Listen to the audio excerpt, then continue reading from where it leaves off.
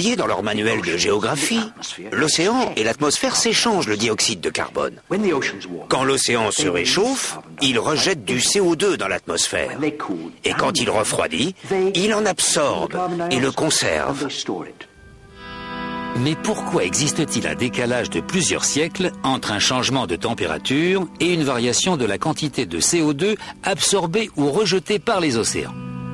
Eh bien parce que les océans sont si vastes et si profonds qu'il leur faut des siècles pour se réchauffer ou refroidir. Les océans sont vastes. Ils occupent la majeure partie de la surface de la Terre. Et c'est pour cela qu'ils mettent autant de temps à se réchauffer ou à refroidir. Ça leur prend des centaines d'années. L'idée la plus répandue selon laquelle le dioxyde de carbone serait à l'origine des changements climatiques est en contradiction avec quantité de données scientifiques dont nous disposons. Qu'elles proviennent de ballons-sondes, de satellites, de carottes de glace ou de relevés météorologiques historiques. Mais si le CO2 n'est pas le moteur de l'évolution climatique, alors qui l'est ? N'est-ce pas étonnant de penser que ce sont les hommes qui, en faisant le plein d'essence ou en allumant la lumière, commandent le climat? Mais regardez le ciel, regardez cette chose immense qu'est le Soleil. Bien que nous soyons 6,5 milliards, nous ne sommes rien à côté de lui. À la fin des années 1980, Piers Corbin, physicien solaire, décide d'essayer une méthode de prévision météorologique radicalement nouvelle. Sa technique permet des prévisions systématiquement plus précises que celles du Met Office, le service de météo britannique, malgré les vastes ressources de celui-ci. La presse l'acclame alors comme le super monsieur météo. Le secret de cette réussite, le soleil. Notre technique de prévision météo sur le long terme a commencé par l'étude des taches solaires et le désir de les prévoir. C'est alors que j'ai compris qu'il était beaucoup plus intéressant de se servir du soleil pour prévoir le temps. Nous savons aujourd'hui que les taches solaires sont des champs magnétiques intenses qui apparaissent en période de haute activité solaire. Mais pendant des siècles, bien avant que l'on comprenne correctement le phénomène, les astronomes du monde entier ont compté les taches solaires, pensant que plus elles étaient nombreuses, plus cela annonçait un temps chaud.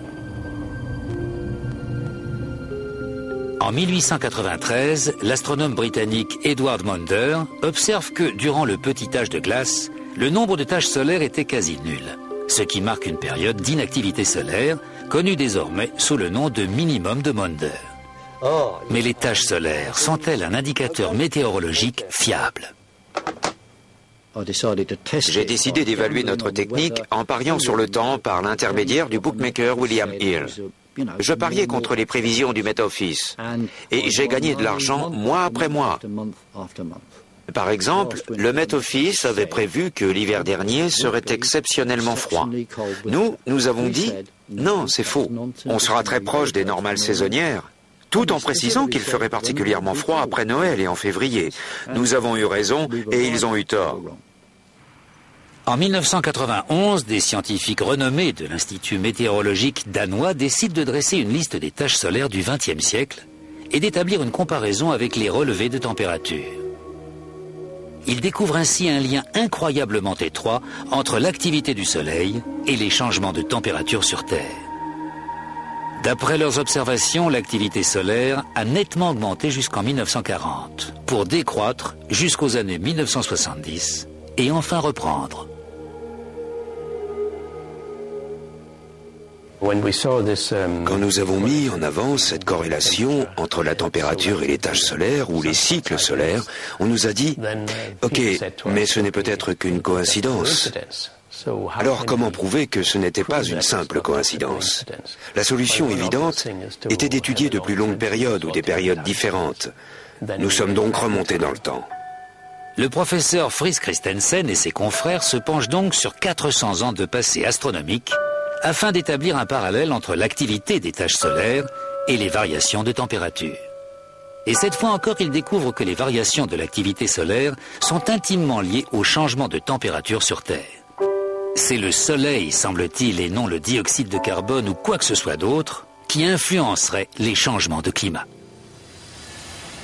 Le Soleil a une influence directe sur la Terre quand il lui envoie sa chaleur.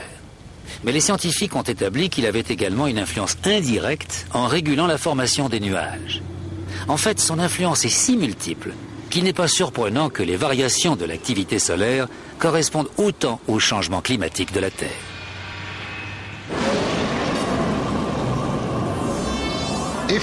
Si vous aviez des rayons X à la place des yeux, ce que vous voyez comme une jolie boule jaune inoffensive vous apparaîtrait comme un tigre enragé. Le Soleil est une brute d'une incroyable violence. Il envoie de grands souffles de gaz et un vent solaire qui balaie incessamment la Terre. D'une certaine manière, nous nous trouvons à l'intérieur de l'atmosphère du Soleil. L'intensité de son champ magnétique a plus que doublé au cours du XXe siècle. En 2005, des astrophysiciens de l'université d'Harvard ont publié le graphique suivant dans le journal officiel de l'Union américaine de géophysique. La courbe bleue représente l'évolution des températures de l'Arctique au cours de ces 100 dernières années. Et la jaune, l'augmentation du dioxyde de carbone sur la même période.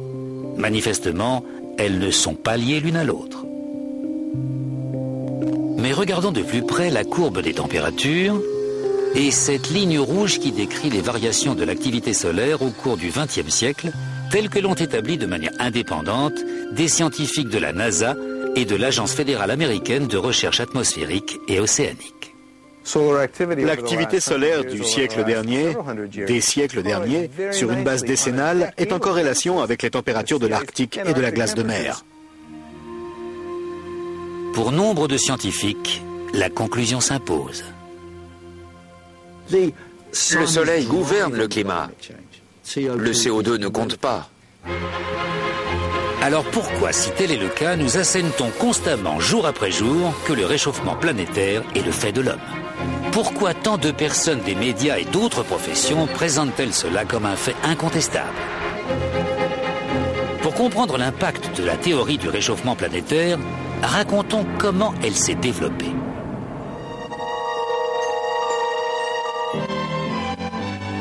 Les prévisions climatiques alarmistes ne sont pas nouvelles. En 1974, la BBC prévient que de violents orages et de grandes inondations pourraient être le signe annonciateur d'une catastrophe imminente. Et quelle en serait la cause? Nigel Calder, le créateur de cette série télé, est alors rédacteur en chef du New Scientist. Dans The Weather Machine, nous nous faisions l'écho de l'idée dominante de l'époque, c'est-à-dire la crainte d'un refroidissement planétaire et de l'arrivée d'une nouvelle période glaciaire.